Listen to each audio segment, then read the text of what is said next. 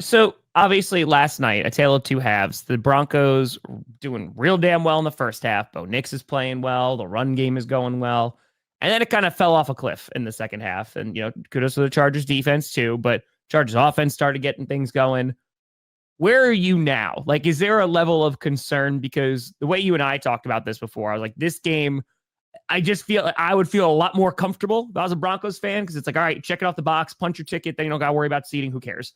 Yeah. And now you're going up against a Bengals team next week who we know that they can put up points. And then the Chiefs, if they're not sitting their starters, like, it's still going to be a challenging game. Is there a concern that the bus could potentially leave the station without you? No, I'm concerned the bus can drive off a GD cliff, Tom. That's fine. We're on the bus. We're out of the station. I don't know if you're out of the station yet, buddy. Is Sean Payton asleep at the wheel? Are we going to be crashing and burning? Well, yeah, that's what I'm scared of. The Bengals. There you go, Jaden. I mean, I think the Bengals are going to win on Saturday. I think we've seen some. Well, it depends. We'll see if Riley Moss is back and ready to go. Sure. But if you watch the concern, there's a lot of things about the Chargers game that are concerning, but the one that I feel like is an issue is even before the Broncos, or even while the Broncos were scoring, even when they got up 21 to 10, the Chargers passing plays were these wide open, easy throws, like just nobody covering Ladd McConkey, nobody covering 84. I can't even remember who 84 is right now. Stone Smart. Bash me in the face with a stone until I feel smart, Tom, because like it was blown coverages. So there's a communication problem, or there's something bigger going on there with the defense, the linebackers. I don't know. Maybe it's just so much shifting around they've done without Moss on the field. I don't know. But if you're struggling with those guys and the Chargers, what the hell is Jamar Chase, Chase Brown, and T. Higgins going to do to you? And Joe Burrow, who, and Herbert was great. Herbert had a phenomenal game, probably his best game of the whole fucking season. But Joe Burrow's been ripping it all season long. So yeah, I'm worried about that game. The thing we're banking on, our defense, absent, no pass rush. Benito, Jonathan Cooper was there a little bit. He made a couple plays, but how good's the Bengals offensive line? How good are their tackles? Because we got to get pressure to force some of those mistakes. We didn't get enough mistakes made by the Chargers. And the one mistake they made, it was the interception right before halftime. Chris Abrams drain, saves a touchdown. And then that's when Sean Payton, they threw two passes. First down, they throw it to Javonte, little swing pass. He picks up a few yards. That's fine. Clock keeps running. Then you see Jim Harbaugh doesn't use a timeout. So now you're making a decision. The Broncos are on their own 20. Opposing coach not using his timeouts. You get the ball right after half. Drain that clock. Just go into half. Thankful you didn't give up a touchdown. Second play, it's a throw to Javonte over the middle. That's when Javonte stumbles. It's incomplete. Clock stops. Then they run it. And then I just watched this shit, Tom. Harbaugh watches the Broncos throw incomplete, and he's on the sideline. And I swear to God, I see a light go off in his head. Like, oh, wait a minute. We're going to have a little bit of time. I'm going to use one of my 3 timeouts now after this next play and force him to punt, because maybe something happens. Maybe something happens in our favor.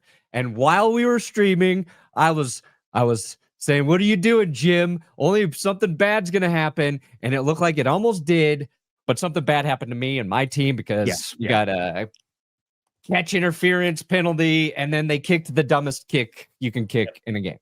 Now, that's not the only reason the Broncos lost. Obviously, that's just 3 points. But that 3 points was important because last drive of the game, Broncos are down by 10.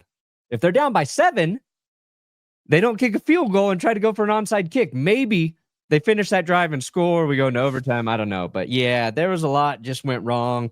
And even in Sean Payton's post-game press conference, he used the words on a short week, Tom. Use the words on a short week. If only someone could have prevented this. But the fact that he inserted it in there after having this game flexed into Thursday to go onto the road, which the NFL has to have the Broncos permission to do because they're the ones getting dicked. And who knows? They play Sunday. Do they win? I don't know. But when we learned about that on GPS Live, I was like, I don't like that. Yeah. Why are we doing a short week when we're trying to make a run for the playoffs? Ego and hubris. That's the real one that cost us. All right. I know I just ranted for a very long time. You were very patient. Well, you're good. I mean, listen, the Broncos could still clinch a playoff spot. They just need the Colts, the Dolphins, and the Bengals to lose on Sunday. They could all three of them lose if that happens. Yes. So although then you're in automatically, right? Still winning in for the Broncos if you beat the Bengals. Still got 86% chance, but yes, we blew an opportunity, and that sucks in the NFL because it's a tough league. That was it's also, I was talking about that last night. That touchdown throw that he made when he's like rolling out, that was a disgusting throw. Like that was beautiful. I think it was left shoulder. Like that was I don't think it'll be forgotten. I think everybody's talking about that throw. That was a beautiful, beautiful throw. I mean, it's just, do you feel more confident against the Bengals or the Chiefs? Chiefs. Now there's a caveat there, Tom. There's a caveat there. Because Hollywood Brown's coming back for the Chiefs right now. So we'll see how he plays. I don't know how many reps he's going to get against the Texans. But like I think he can have a massive impact for the Chiefs offense. He should be better than Xavier Worthy in terms of, I think, just being a more seasoned receiver who's also, close to as fast as Worthy. So let me see how that shakes out for the Chiefs, over the next 2 weeks. But the Chiefs, they play Saturday, then they got to play on Christmas. Their offense has not been as big of a threat as the Bengals. And it's just, that's why I'm scared of the Bengals more than the Chiefs. And there's a chance the Chiefs will have nothing to play for. So, and I'm not saying Carson Wentz can't beat us because, God knows. I watched a game where Patrick Mahomes dislocated his knee, and I believe it was a Chad Henne came in and just lit up the Broncos. So I've been down that road. But yeah, because the Bengals to me are one of the most volatile and dangerous teams in the AFC heading into the postseason. Yeah. I mean, dude, if they're able to sneak in, I mean, holy crap. Because the way that they have to win out, obviously, and then the Broncos have to lose out. Like that's the way that's going to have to work. Because the Broncos and Bengals are obviously playing each other next Saturday, but that's going to come down to the wire. That's going to get real, real interesting. However, the Bengals are playing the Steelers that last week, so that might be a challenging game. Who knows if they'll have anything to play for, and we'll kind of see what seeding looks like from there. Yeah, I think in power rankings, we wrote the Broncos may be relying on Russell Wilson to help them get into the playoffs. And I was like, I hope it doesn't come down to that. And now it might come down to that. Wilson just stares at the camera and just flips off and says, screw you, Sean Payton, and then decides to just get sacked. Or he just said, it's like, bench this. Yep. Bench this. That's it.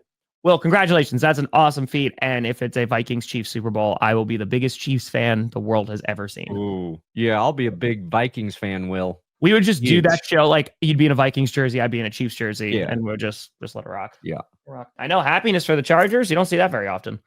Don't see that. No, the Chargers fans should be excited because they're going to make the postseason. Well, yeah, and that was pretty close anyway, but the Chargers did not play well the previous 2 weeks. So the game you got out of LA, Herbert played well. You finally ran the ball effectively again. Gus Edwards had the longest run he's had in the last 5 years. Yeah. Defense really played better in the second half. There's a lot of weird things that happened, but the Chargers defense played a very great half of football to close it out. So if you're a Chargers fan, last week after what the Buccaneers did to you, you had to be worried. Like, oh God, even if we get in the playoffs, are we just setting ourselves up to be disappointed and let down? Mm-hmm. I think you're seeing the difference of who this Chargers team is with Jim Harbaugh as their head coach. They went through a rough patch, but they are back in it. They still look like a formidable team. And I don't think you really want to play the Chargers right now. If you're going into the postseason, they're a weird, tough football team. and they outplayed Denver in the second half, and it was enough. It was enough to win. Mm-hmm. Trailing 21-10. So the good and bad news is that the good news is that technically J.K. Dobbins can come back. I think, what is it, around like week 17, because he was put on IR. The bad news, I haven't really heard anything from the Chargers organization on if he's like going to come back. But you mentioned if he is healthy for the start of the playoffs, then the Chargers are also a different team, because then they have like a significant run game. So Sure. I agree with that. I think they could beat some teams. I still think like the Chargers are like a year or so away, because I think they just need to get some more weapons on that offense. But like they are a gritty team, and I think they could definitely win a playoff game 100%.